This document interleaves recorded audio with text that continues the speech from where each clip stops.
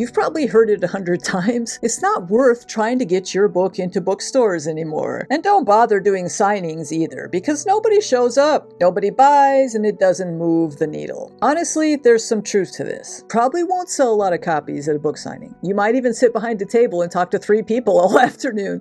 But what if that's not the point? Here's what I've learned, that even when bookstore events don't necessarily boost sales by a lot, they can build something that matters a lot more. Stay with me because I'll show you why these connections still matter and how they can quietly change the course of your writing career.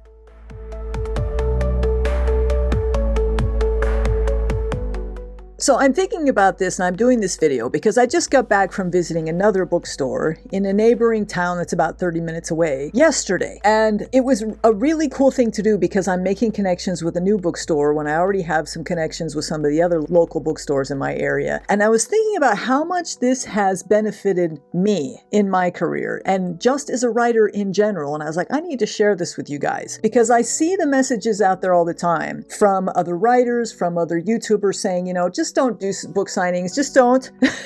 And don't try to get your book into bookstores and, don't XYZ. And I understand why they're suggesting that because it is very possible that you can show up at a signing and nobody comes, especially if you haven't done the right preparatory work, which means you have to get the word out and try to get people there. And also if you're in an area where nobody knows you, I don't think that helps. Most of my book signings or book events, I have limited to areas that are aware of me, or I have offered workshops at those book events that I know will bring people in. So I understand that this isn't just a very straightforward where you do a book signing, people come and you sell books. It's not like that anymore. And I'm not arguing that. But I am saying that this whole idea that just forget about bookstores and forget about book signings may not be great advice for everybody. So let me kind of explain why I have found benefits in doing this. So we tend to think of bookstore visits mainly as a marketing move. I think this is how writers think of it. That it's supposed to be something that's supposed to build our readership and sell books. And sometimes it does, but that's not really where the value lies, I have found. The real gift of reaching out to local bookstores or showing up for signings is what it does for us as writers. It gets us out of our heads and back into the world and interacting with people who love stories and who still believe in the power of books and who remind us of why we do this in the first place. I mean, most of us as writers spend a lot of time on our own with our computers writing our stories. And then when we're trying to market, we're often online trying to market. So we're still alone. I mean, we might be interacting with people on social media or whatnot, but most of the time we're still doing that just staring at a screen. When we go out and do a signing and we interact with real people, even if it's only 3 real people that show up, even if it's only 2, even if it's only 1, there is that feeling of connection over stories, which is what we are passionate about. So we may not come home with a big check after a book signing, but we can come home feeling reconnected to readers and to our work and to the bigger literary world that sustains us all. So let me tell you why I think these local connections matter more than we realize, because I've seen 3 powerful ways they can breathe new life into your writing career. And in a minute, I'm going to share a few tips on how to start building these connections yourself, because I do think they are really worthwhile. So reason number 1, building relationships with your local bookstores. One of the hardest parts of being a writer is how often it feels like we're working in a vacuum, like I was saying a minute ago. You put in all this effort, but so much of what happens next, and we're talking sales, reviews, opportunities, feels like it's completely out of your hands. And a lot of it is, even though we can do what we can to market. That's why building real relationships with bookstore owners can be such a game changer. These connections, of course, take time. It's not like you're going to do one signing and have a lasting relationship. They don't form after one visit or one event. But I've found that if you show up consistently and if you bring value and you genuinely care about the store and about the readers that come to that store, then you start to become part of that bookstore circle. And that's where the benefits really are, because these relationships go deeper than we realize. Bookstore owners are not just retailers. They're connectors. They know the libraries, the schools, the local event organizers. They're business people. They are network connections. And when they believe in you and your work, or they've seen several examples over time of you bringing value to their store and to their customers, then those people can become people who open doors you never even knew were there. I mean, I've had this happen to me several times, where bookstore owners have recommended me for library events, or have offered their space for free for me to do workshops, or have even introduced me to other bookstores who later bought several copies of my books to carry in their stores. So now, after years of doing workshops and signings, and it has been years for me, some of these same book owners now will order each of my new releases automatically, no questions asked. I mean, I can email them and say, you know what, I got a new book coming out. I'd love to come in and do a workshop for your customers and, have a book signing. It's like, okay, great, let's do it. I don't have to pitch. I don't have to prove, because I know these people. They've become friends and they've become people that are in my network as a writer. And it is just so rewarding. It's like, I know that they're going to buy so many copies, and then we try to sell those copies at the book signing. They don't always sell all of them. Sometimes they sell really well, sometimes not so good, but then they keep them in their bookstore. And I put on my website, if you're local, go to this bookstore and buy this book. And I've had many people come to me and say, hey, I grabbed your book at such and such a bookstore. So that kind of continued support doesn't happen overnight, like I said. It takes time, but it's worth the patience it takes to build this relationship. Because when you invest in people like this, you're not just planting seeds for future opportunities or people to buy your future books. You're creating a network of people who genuinely care about seeing you succeed and who genuinely support you, and that feels really good.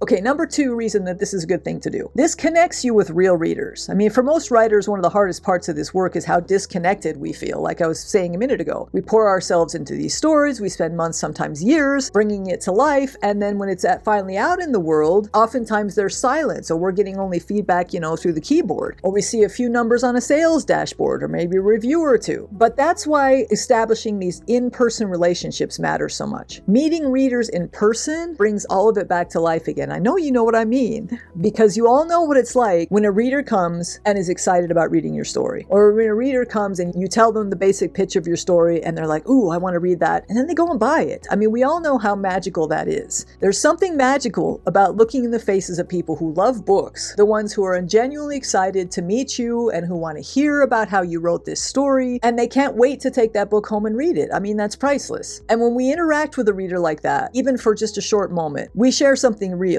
in that moment. And that's the moment when this thing that just started in our imaginations and somehow makes its way onto the page and then makes its way into their hands becomes so precious. I mean, that exchange helps us complete that circle of experience that we need as writers to continue to be motivated and excited and push forward with the next book and with our work overall. Whenever you sign a copy of your book and hand it to someone who's actually excited about it, it reminds you why you ever wanted to do this in the first place. That connection, those few minutes of talking and laughing and sharing stories and what stories mean, talking about other books, is the kind of thing that stays with us long after the event is over. And I think for most of us, it's very energizing. Those are the moments that make those long stretches of writing alone feel like they're worth it again. And the third reason why I think this is a really good idea to do is that one thing writers often overlook is how much these local efforts quietly build your reputation. So we tend to think of sales as something that happens in bursts, maybe at the book launch or a promo or a viral post. But the truth is that most writing careers grow in a slow, very organic way as trust with our readers grows. And every time you visit a bookstore or do a small signing or give a local talk, you're introducing yourself to readers who may not have ever found you otherwise. Maybe they buy a book that day or maybe they don't, but they will remember you because they met you in person and maybe they talked to you and they connected a real person to the work that you do. Over time, that adds up because a few of those readers might join your newsletter if you're smart and take a newsletter sign up with you, or they may tell their friends about your book, or the bookstore owner even may recommend your book when another reader stops by that expresses interest in your type of a story. Or some things that have happened to me is that bookstore owners have recommended me to nearby libraries for events at the library. I mean, this is how visibility works in the long game. It's not like we have to rely on one big moment, but it's these 100 little smaller ones where we connect with people, we connect with readers, we connect with people who care about books, and we quietly build this credibility. Eventually, that reputation starts to move your books for you, or it starts to open doors for you, so that suddenly your career starts to expand simply because you're making these connections and you're networking with these people that care about stories. So yes, having your books in a bookstore or doing a bookstore event can lead to sales, but what really matters is the lasting connection and the networking part of it, because you're building your presence and you're building connections and you're building consistency with people who can later become a part of your very real marketing efforts as a writer. And here's where it all connects, something else you may not have thought about. Reputation and brand aren't two separate things. They're two sides of the same coin. What people say about you when you're not in the room is your brand. The way you show up for bookstore owners, the way you treat readers, what kind of presentations you give, how you talk about your work. All of it shapes how people think of you as an author or as an artist. So you don't build your brand necessarily just by designing a logo or tweaking your website. You build it by living it, by being out there talking with real people and seeing what resonates. And as you do that, you learn better how to describe what you do in a way that feels true to you, in a way that makes sense. Every one of these interactions kind of teaches you something about how to represent your work and your values and your voice. We gain so much more feedback when we're talking to real people and when we're trying to express what we do and we're trying to tell what our stories are about, or we're trying to find a way to communicate that gets the reader interested in what we're doing. I mean, as we get better at that, then we hone our brand. We start to become more knowledgeable ourselves about what kind of brand we have, what kind of reputation we're putting forth into the world as far as what kind of artists we are. Just sitting in our room with our computers can only get us so far.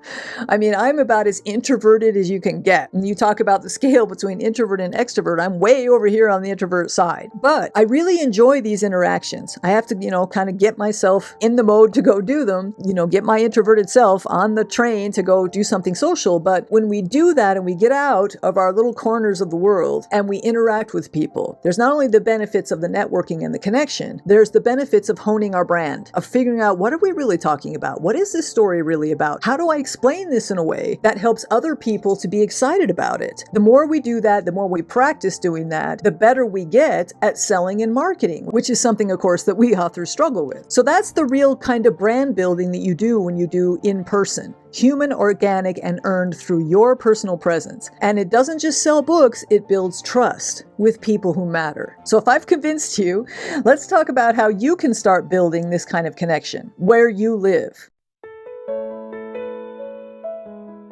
So if you're ready to start making connections with your local bookstores, try not to overthink it.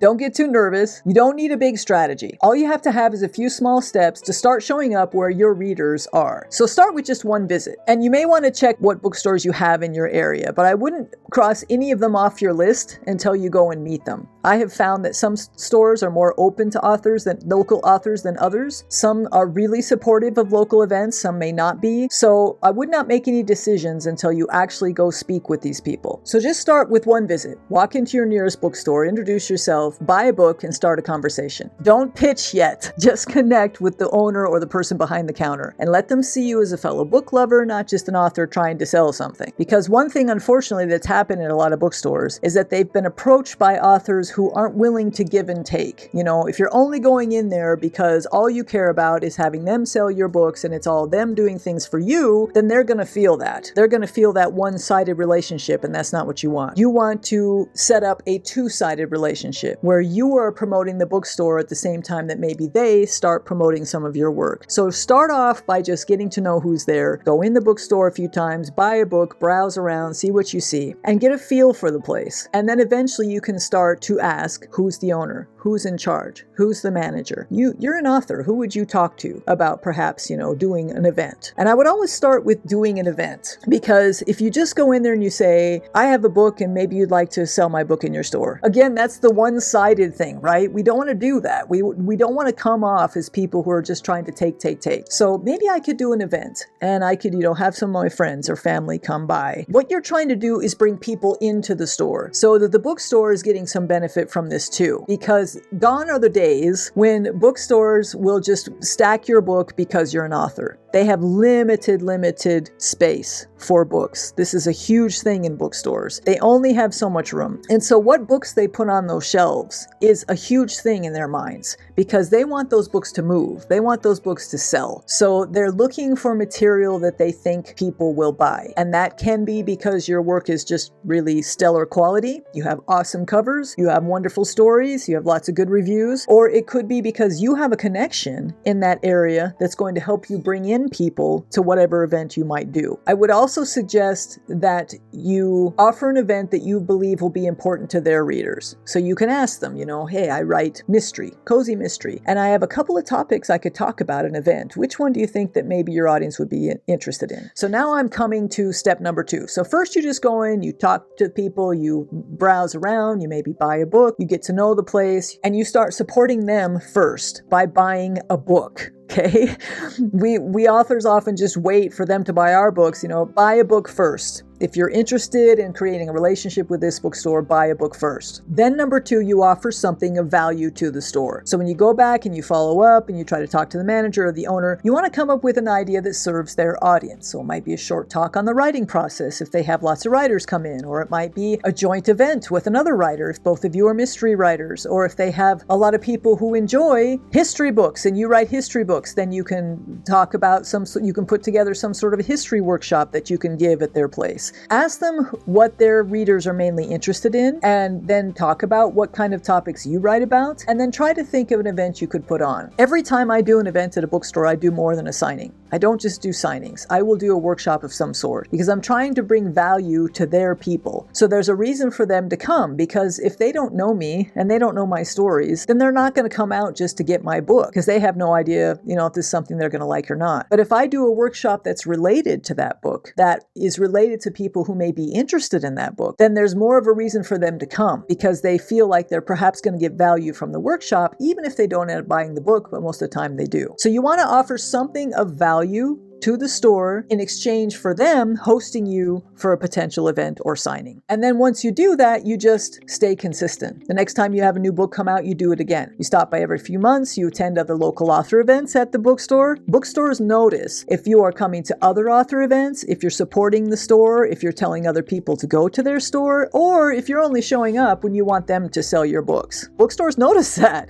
I've heard them talking, the ones that I have relationships with, about authors who just want them to sell their books and don't give anything in return. So be very careful of that. So once you've done an event, be open and willing to do another. And part of offering something of value is making sure you advertise it. So you advertise it on your local socials. You put flyers up in places people would see it. You help to get the word out. You put it up on the event calendar if you have a neighborhood event calendar. You do everything you can to get the word out so that you can help bring people into this bookstore. You want to think of this as a relationship-based connection, as a give and take kind of situation where both of you are helping the other to prosper. As you do this every time, you're going to build up a reputation so that the next time you have a book come out, that bookstore is going to be glad to have you come by. Over time, you'll move from a stranger to a community member, and that's when the opportunities start to show up. And that's what I'm starting to see now, is as I have established a relationship with one bookstore that has benefited me in more ways than I've even mentioned in this video, that I'm now getting connections to other bookstores as well, because business people interact with each other, and they can tell you,